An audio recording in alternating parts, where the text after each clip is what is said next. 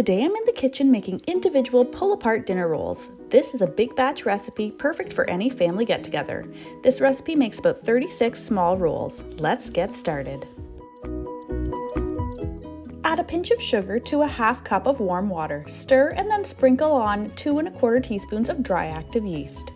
Set it aside to become foamy, which takes about 5 minutes. Scald 1 1/2 cups of milk, add in 1/4 cup of sugar, 2 teaspoons of salt, and 1/4 cup of butter. Stir to dissolve the salt and sugar and melt the butter.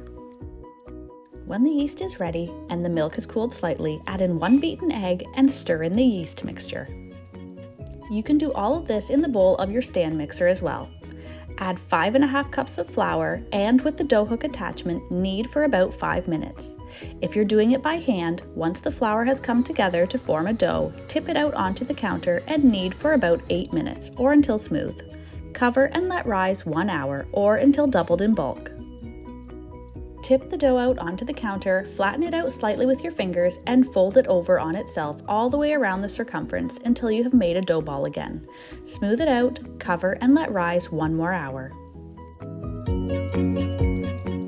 Now that my dough has risen, I'm going to spread it out onto a floured counter and roll it into a rectangle about 1/2 inch thick. Then, using a pizza wheel, I'm going to cut the rectangle into 12 equal strips. I decided to make mine garlic pull-apart rolls, so to a small sauce pot I added 1/3 cup of butter, a teaspoon of garlic powder, 1/2 teaspoon of salt, and 1 teaspoon of dried parsley.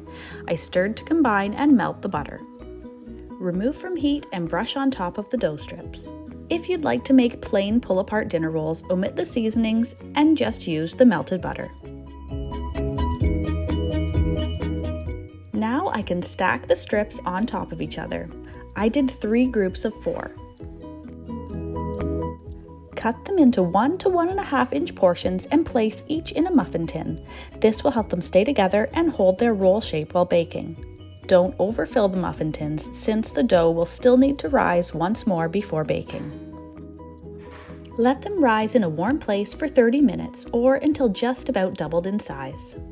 Bake the rolls in a preheated 375° Fahrenheit oven for 18 to 20 minutes or until golden.